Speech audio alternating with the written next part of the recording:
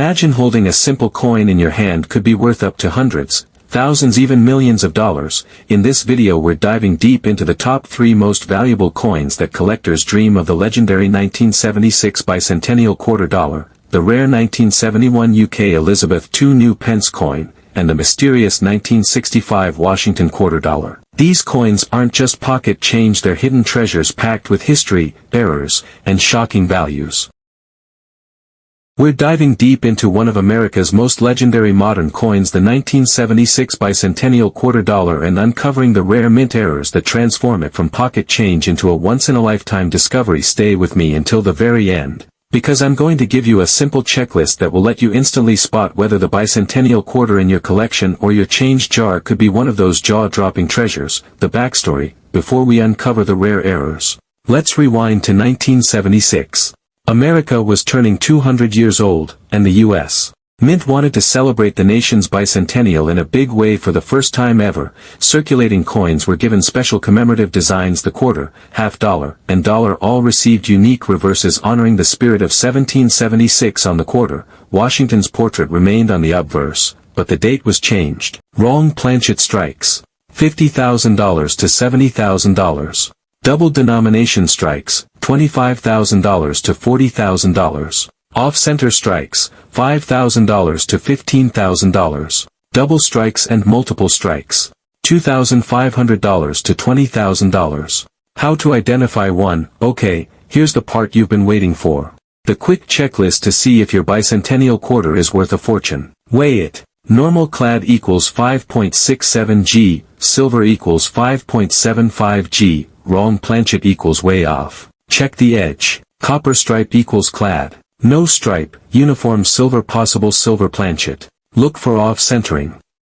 The bigger and more dramatic, the better. Check for missing clad layers. Copper on one side, silver on the other. Jackpot. Examine details. Double strikes, rotated designs, ghostly impressions. Search for doubled dies. Split letters or doubled numbers, not flat smearing. Authenticate it. PCGS, NGC, or ANAC certification is crucial for top dollar results. Auction sales price and value breakdown. So what's the money really like? Let's recap by tiers. Minor anomalies $500 to $200. Attractive mid-tier errors $500 to $5,000. Major dramatic errors $10,000 to $25,000. Trophy level, 1 in a million wrong planchet or double denomination errors, $50,000 to $58,000, and yes, even $70,000 or more in the right auction. The reality of the 1971 era UK Elizabeth II new Pence coin, a small piece of British history that carries with it a massive story of design change, minting mistakes, and breathtaking collector demand.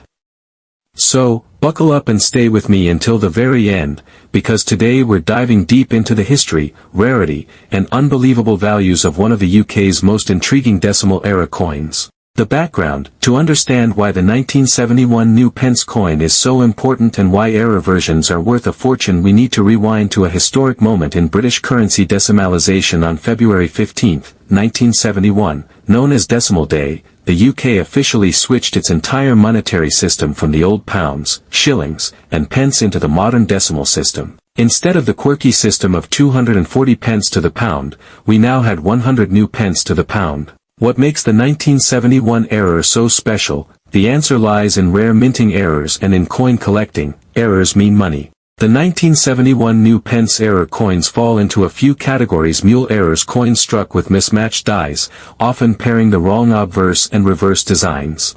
A mule coin is incredibly rare, and collectors will pay astronomical sums to own one. Planchet errors, coins struck on the wrong metal blanks. For example, a 2p struck on a bronze penny planchet, or even on foreign blanks, creates a coin that shouldn't exist. Off-center strikes, when the dies misalign, part of the design is missing, leaving a dramatic, eye-catching error. Die errors or double strikes, coins struck twice or showing ghost images from misalignment. Record auction sales price. Let's talk about the money, because this is where it gets truly jaw-dropping. In the late 1990s, a 1971 mule error 2p first hit the market and shocked everyone by selling for thousands of pounds. By the 2010s, as more collectors entered the market, values surged again. Recent auctions have seen pristine examples of 1971 new Pence-era coins fetch between £40,000 and £55,000, depending on condition and rarity. Some experts now believe a perfectly preserved, uncirculated 1971 mule-era could realistically command £60,000 or more. Especially as older collectors pass their treasures to younger generations, driving demand for the rarest pieces. Think about that for a moment.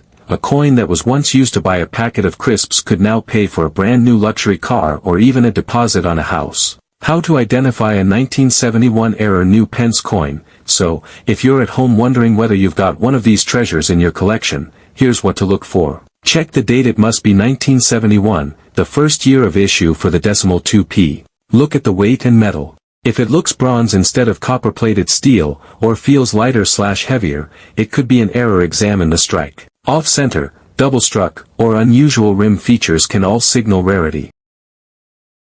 The fascinating world of one of America's most sought-after coins, the 1965-era Washington quarter dollar. Stick with me until the end, because I'll reveal how to identify the key features of these rare errors, the history behind why they exist, and the jaw-dropping prices collectors are paying for them today. By the end of this video, you'll know exactly why this coin is one of the greatest treasures hiding in plain sight. The year 1965 was a turning point in U.S. coinage. For decades, quarters, dimes, and half dollars were minted in 90% silver and 10% copper. But by the early 1960s, the rising price of silver made it more valuable than the coins themselves.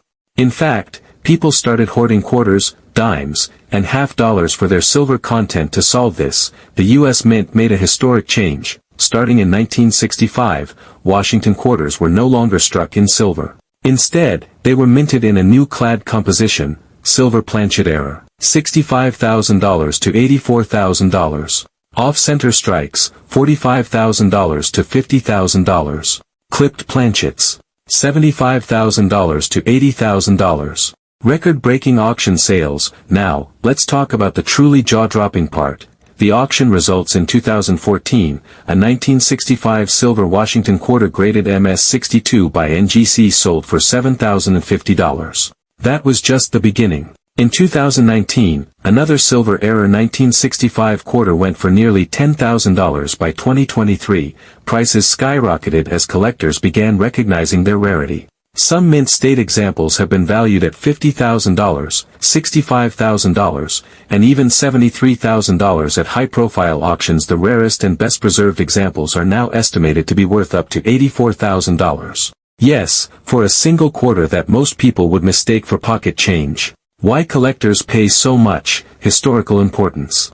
This coin marks the end of an era, the transition from silver to clad coinage in the U.S. rarity. Only a handful of verified examples exist. In the world of coin collecting, rarity always drives demand, condition, and authentication. High-grade examples certified by PCGS or NGC attract fierce bidding wars from serious collectors. For collectors, owning a 1965 silver quarter is like owning a piece of American history combined with a thrilling minting mistake, a once-in-a-lifetime find. How to spot one in your change? Believe it or not, these coins are still out there. Many were never recognized when first struck and ended up in circulation. That means you could, in theory, find one in pocket change, coin rolls, or old family collections.